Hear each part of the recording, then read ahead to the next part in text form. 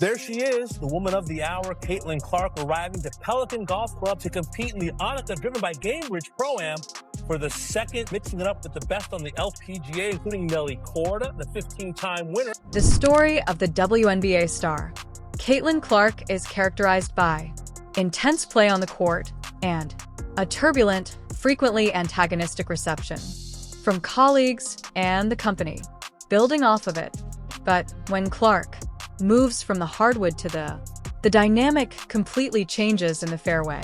Caitlin's Indiana Fever teammates Sophie Cunningham and Lexi Hull, no doubt, to have a good time in the game we love, and we will follow along for the next 3 hours right here. Her well-known involvement in professional golf competitions, particularly the PGA and LPGA Tour Proms, offers more than just an amusing diversion during the off-season. It serves as a harsh, inevitable point of contrast that reveals the profound cultural and structural animosity festering in the WNBA. Her accomplishments, in an entirely distinct, customary, the sphere that is ruled by men, has been the final external confirmation, igniting what spectators believe to be a storm of jealousy that exposes a league unable to profit from its talent across generations. The present, the storyline that defines women's sports. The foundation of the economy is not a basketball game, but in a sequence of golf competitions. The return of Caitlin Clark to appearances on the Prom circuit, at the Annika, which Gamebridge drove at, the PGA Tour's RSM Classic and Pelican Prom, was by no means a small local nonprofit occasion.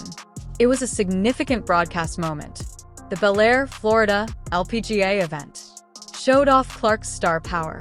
Orders. Her Annika Prom round was shown live on the Golf Channel. Lasted 3 hours, followed by an encore presentation that follows.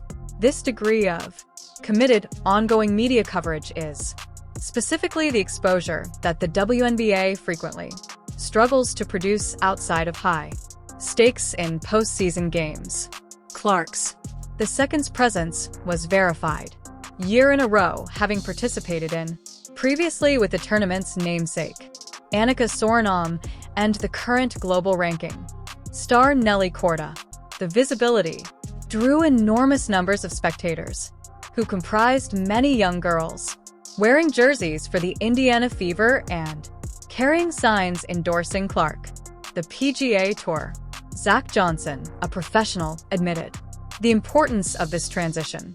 Appeal, adding, "I adore all the young, nothing we would do, girls with the symptoms. Truly observe on a typical Wednesday.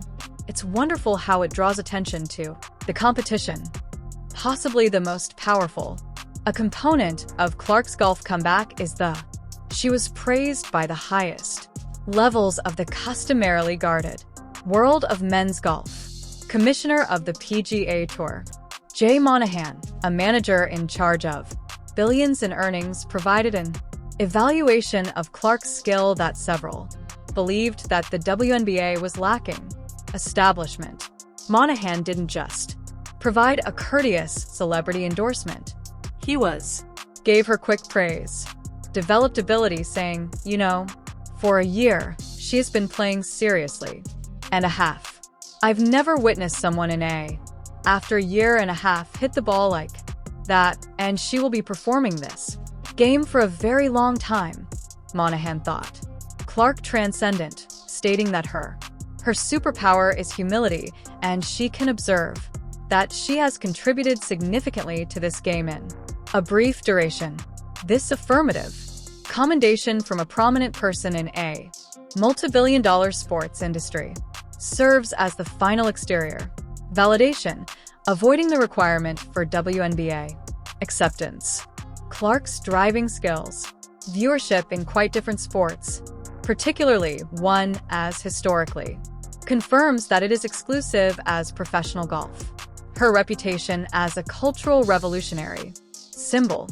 This cross-sport achievement significantly changes the athlete's power dynamic.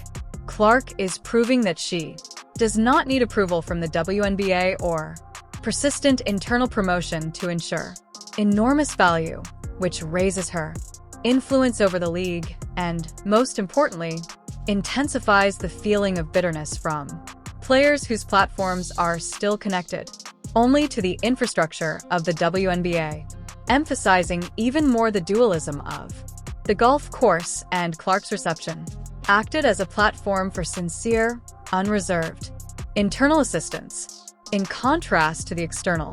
Despite criticism, Clark received strong support by Sophie, one of her Indiana Fever teammates, Lexi Hull and Cunningham, who acted as her prom guest caddies.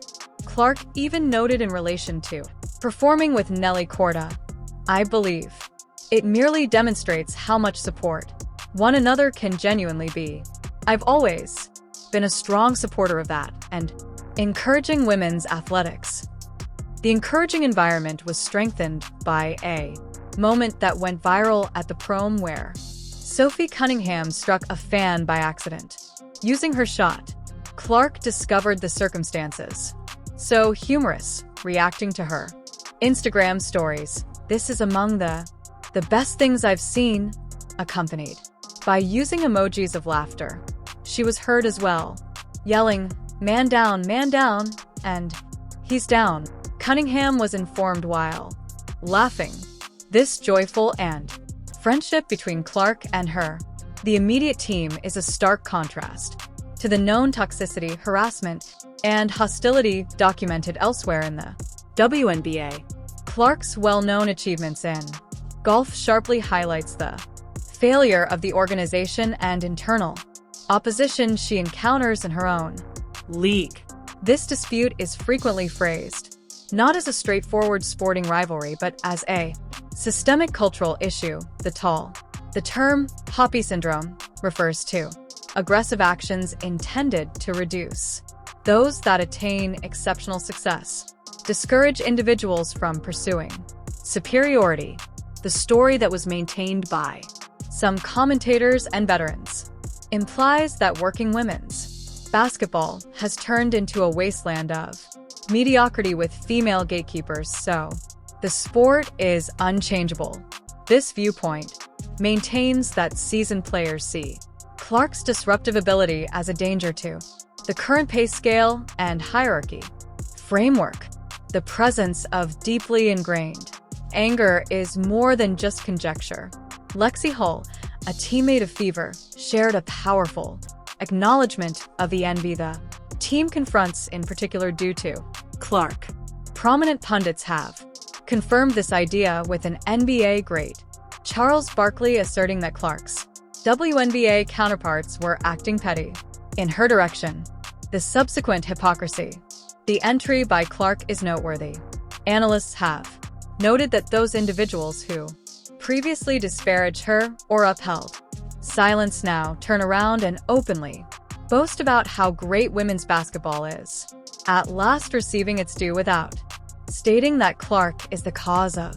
The league seems to be gaining greatly from the Clark effect without completely accepting or strategically using the effect source.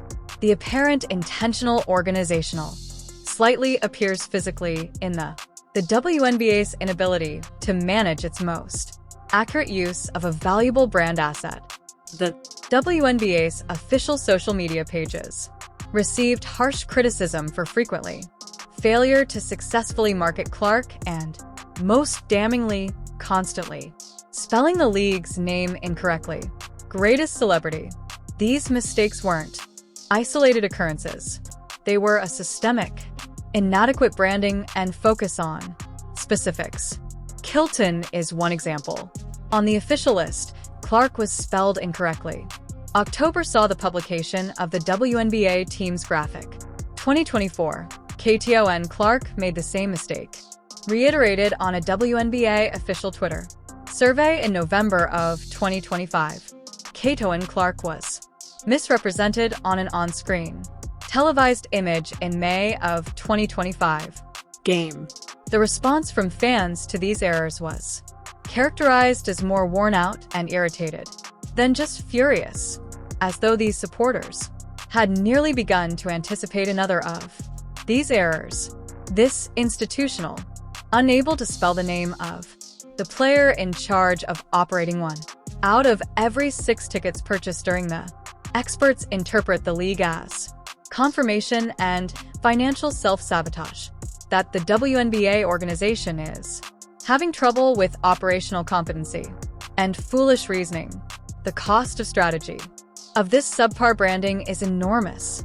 The frequent misspellings are a sign of a more profound inability to identify and safeguard the league's most valuable commercial real estate.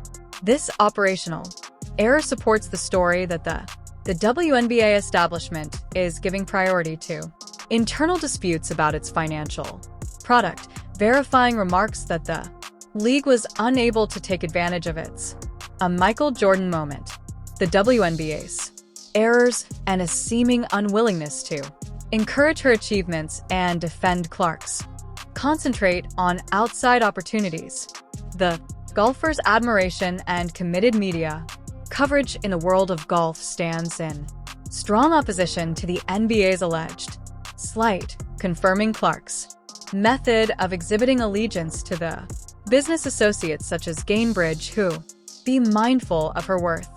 The rationale such drama is sparked by Clark's return to golf is that it has a direct intersection with the enormous, previously unheard of financial value she contributes to sports for women.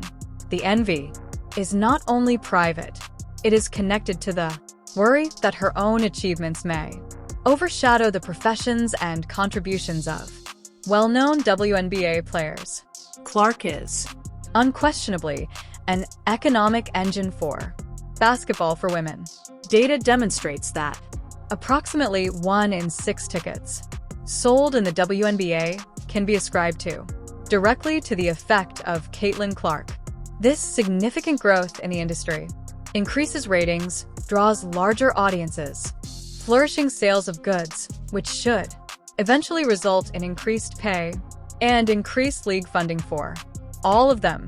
But the internal resentment is exacerbated by the shock of her market value as an individual. Reports imply that Clark's market value is astronomical, asserting that she could an incredible offer for millions of dollars from global leagues. In particular, reports emerge indicating Clark might be 10 times more valuable than any more WNBA player that has heard about a possible $50 million agreement from abroad. This disparity in income produces a poisonous setting where players might see Clark's victory is not a lifting tide all boats, but as a danger to their personal heritage and a reminder of their comparatively lower market value in comparison to this one disruptive force. The response from well-known players, especially MVPs and prominent veterans, has been closely examined. The revelation of Clark's exorbitant valuation. Stars like a jaw were set right away. Wilson, the MVP of the league, entered the challenging situation of appearing to be in light of Clark's extrinsic worth. Reports described the purported Wilson and Angel Reese outbursts after learning of Clark's finances, achievements, including accounts of a monster LPGA agreement. Apart from social media stories, there were public statements of disapproval like the reported dispute over eye rolls or other disputes throughout league competitions. The degree of dispute increased so important that Kathy, the DNEA commissioner, Engelbert, felt obliged to speak about the scenario in public, discussing how Clark's peers were mistreating her. Clark's frequent high-profile involvement in non-basket high-value occasions such as the LPGA Prom validate a intentional approach. She is making use of her brand in settings where she is honored and handled in accordance with her worth. The return on golf is essentially a power struggle over money. Clark controls the golf course at all times, draws attention and sells tickets in. She strengthens her market in another sport, value that goes much beyond her current WNBA salary, confirming the extreme jealous of her wealth. The